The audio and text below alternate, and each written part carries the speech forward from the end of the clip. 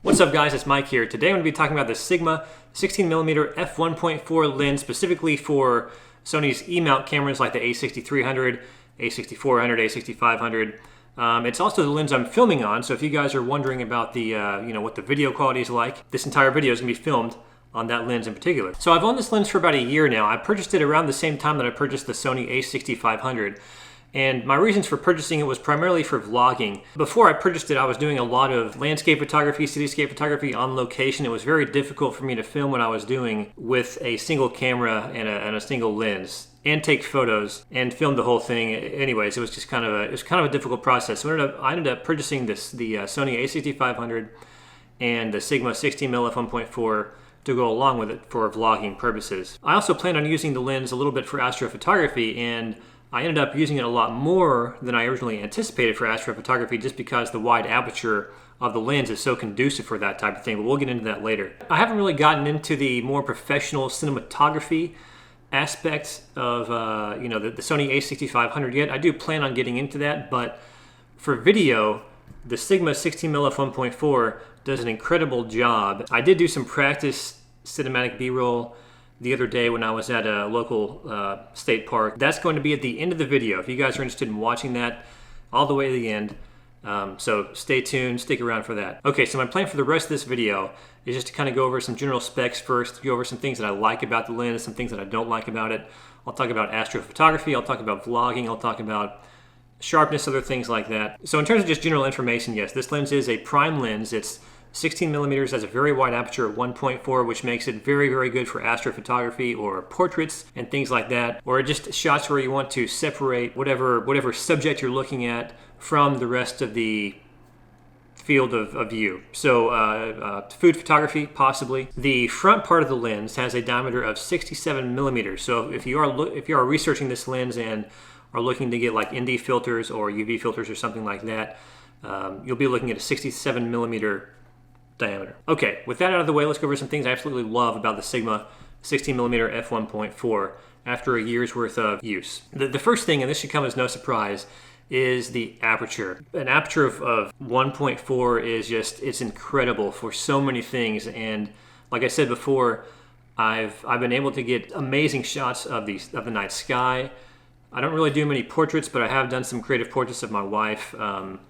I probably won't put those on the screen, but I will put some astrophotography shots, some shots of the Milky Way and things like that on the screen. So what I've learned how to do, and what I feel like I've gotten very good at doing in terms of astrophotography with this lens is taking a few shots back to back to back, maybe 5 or 6 in a period of 30 seconds or so, and then blending all of those in Photoshop to get a very, very detailed, almost noise-free image of the Milky Way and the night sky. I've been able to take some images of the Milky Way that I had never dreamed I'd be able to take before purchasing this lens. And for astrophotography, this lens is insane. Other than that, the build quality is excellent. The lens itself feels mostly metal, and the focus ring feels a little rubber-like, maybe soft plastic, but it's very, very well built. It's so well built, in fact, this is kind of embarrassing to say, but not too long after purchasing this lens, I actually dropped it from about 6 feet, 6.5 feet maybe. I had it up on a tripod. I was shooting the Milky Way,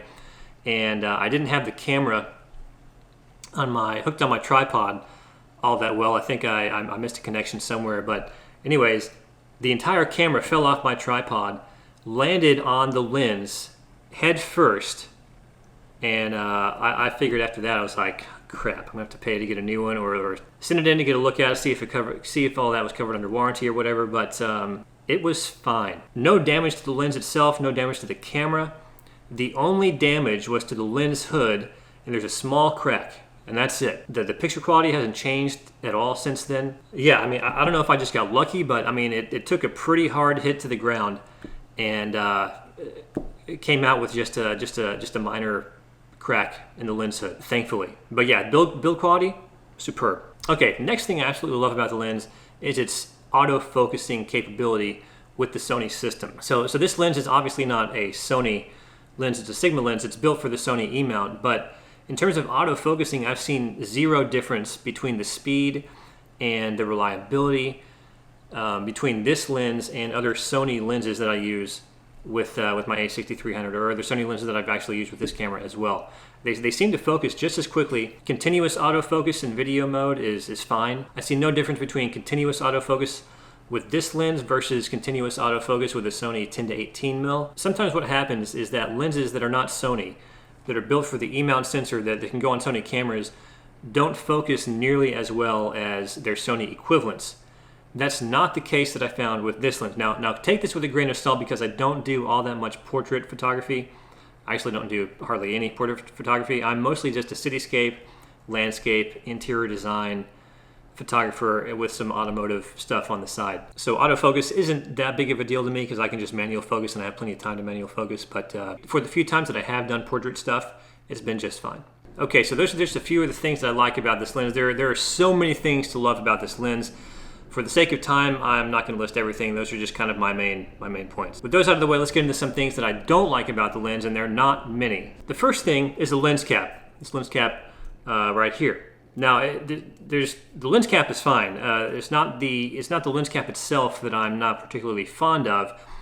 It's how difficult it is to put the lens cap on the lens for whatever reason. I mean, I will sit there sometimes for like 15-30 seconds trying to fit this back on the lens. I don't know why it's so difficult. And it's not due to dropping the lens. I would have the same problems before I dropped the lens too. So that's not really something with the lens itself. It's more like the hardware with the lens, but something that's kind of frustrating me sometimes. The second and only other thing that I could think about that is kind of a downside to this lens is the weight. Now this lens weighs 405 grams, which is about 0.89 pounds. That doesn't sound all that heavy at first, but if you're vlogging with it, like I do a lot, it does get kind of heavy in the hand. It makes your shoulder tired, makes your arm a little bit tired. It's a lot heavier than the Sony 10 to 18mm, which I did not look the weight up for that one. I'll put it on the screen somewhere. But there is a noticeable difference between this lens, the 16mm f1.4, and the Sony 10 to 18. What I found myself doing to compensate for the added weight of this lens is just,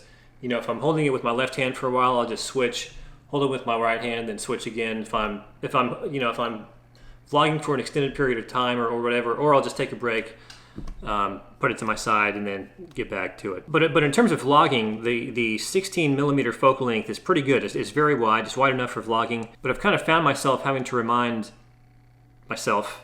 I found myself having to remember to keep my arm extended as long as possible, or else you know, when my arm gets tired, it like kind of starts drooping, and the camera gets closer to my face.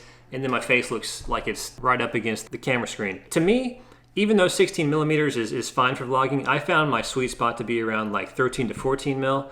You know, that gives my arm a little bit of flexibility in terms of how it bends and stuff. But again, that's more of a personal preference thing than a problem with the lens itself. And that's really it about the things that I dislike. There are not many things to dislike. This lens is awesome. So awesome, in fact, that the negatives are barely like a blip on the radar compared to all the positives that you get with this lens. All right, with that being said, let's do some pixel peeping, and let's go into Lightroom and check out the quality of the photos that this lens can produce, because you guys can see the video right now. All right, we are here in Lightroom, and I'm not really much of one for pixel peeping, but I know it's kind of important to to evaluate lenses and other stuff. So I have a few photos lined out here. Most of these are from Hawaii, but let's go over this one.